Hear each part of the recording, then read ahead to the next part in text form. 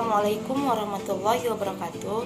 Perkenalkan, saya Fadila Yunita, mahasiswa PGMI 6 UIN Sumatera Utara. Baiklah, di sini saya akan menjelaskan sejarah gerakan pramuka. Mengenal pramuka.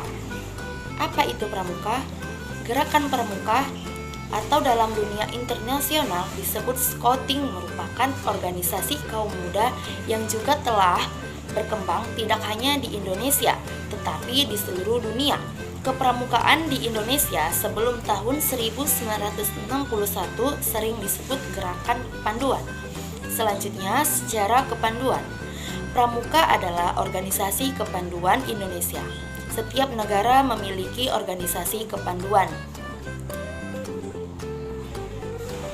masing-masing, tentunya dengan nama yang berbeda-beda, namun dengan tujuan yang sama, yaitu mendidik dan melatih kaum muda menjadi diri sendiri yang mandiri, disiplin, berani, percaya diri, dan berjiwa sosial tinggi. Selanjutnya, sejarah gerakan pramuka di Indonesia.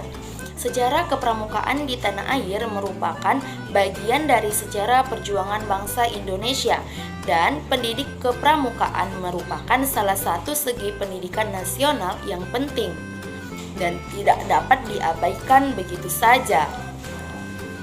Karena gerakan pramuka telah memberikan kontribusi yang amat besar dalam perjuangan bangsa Indonesia. Dan adapun kegiatan-kegiatan pramuka di Indonesia, pertama Jambore Nasional.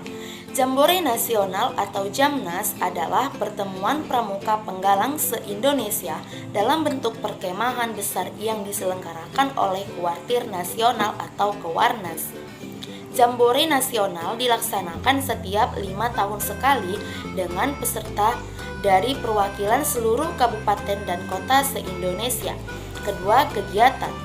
Kegiatan perkemahan yaitu kegiatan yang dilaksanakan secara rutin di arena perkemahan seperti kegiatan keagamaan, kegiatan olahraga, upacara, apel anjang sana, kunjungan pameran, aneka game, kuis, dan malam api unggun.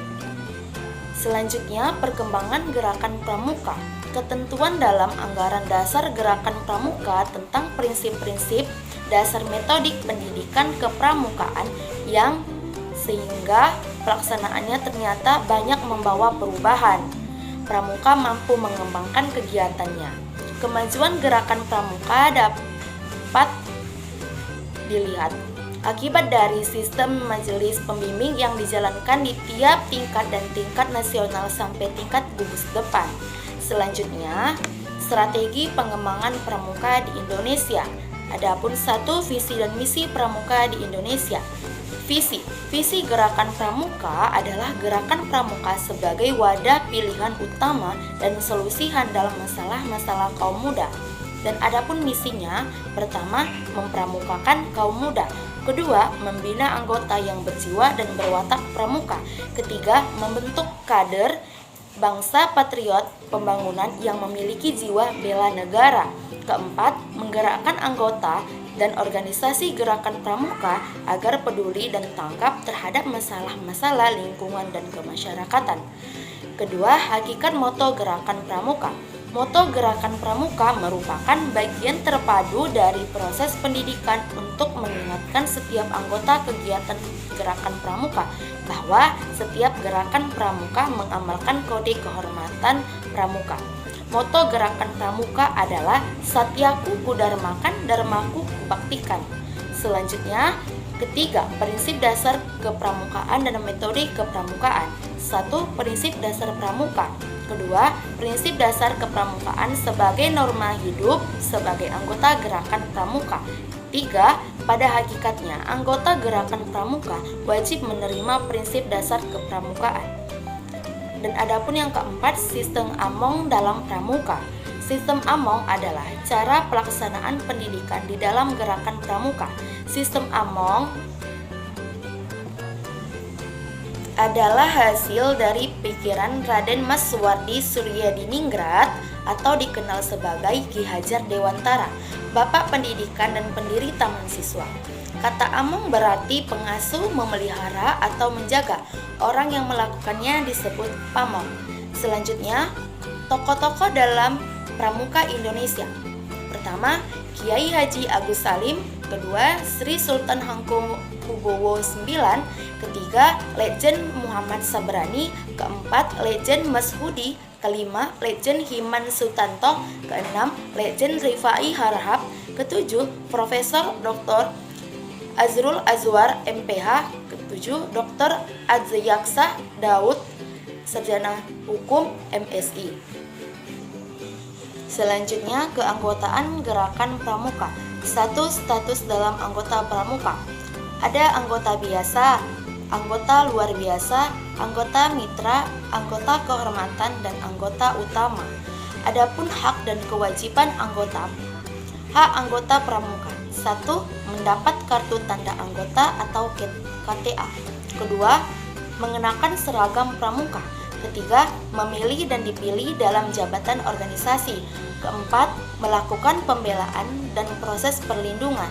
Selanjutnya, kewajiban anggota pramuka. 1. Melaksanakan kode kehormatan pramuka dan menaatinya. Kedua, membayar iuran anggota gerakan pramuka. Ketiga, menjunjung tinggi harkat dan martabat gerakan pramuka. Selanjutnya, jenjang dalam pramuka. Pertama, peserta didik. Klasifikasi jenjang tingkatan bagi peserta didik anggota gerakan pramuka dibedakan berdasarkan usia sebagai berikut.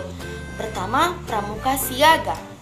Berlaku untuk anggota yang berusia 7-10 tahun. Kedua, pramuka penggalang.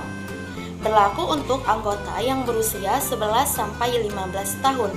Ketiga, pramuka penegak. Berlaku untuk anggota pramuka yang berusia 16-20 tahun. Keempat, pramuka pendegak. Berlaku untuk anggota yang berusia 21-25 tahun. Selanjutnya, B. Orang dewasa. Pendidikan pada tingkat ini bersifat khusus, baik di luar maupun di dalam gerakan pramuka. Yang pertama, kursus orientasi. Kedua, kursus pembina pramuka mahir. Ketiga, kursus pelatih pembina pramuka. Keempat, khusus untuk gerakan pramuka.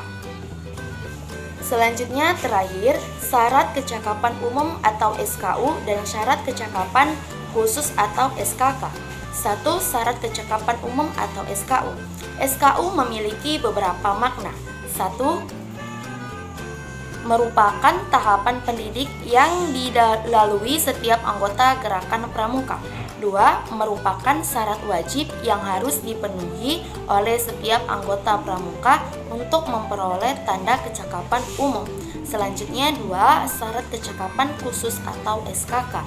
Syarat kecakapan khusus atau SKK merupakan syarat-syarat yang wajib dipenuhi bagi setiap anggota gerakan pramuka yang ingin mendapat tanda kecakapan khusus atau TKK. Baiklah, sekian penjelasan dari saya. Kurang lebih saya mohon maaf. Saya akhiri. Billahi taufik wal hidayah. Wassalamualaikum warahmatullahi wabarakatuh.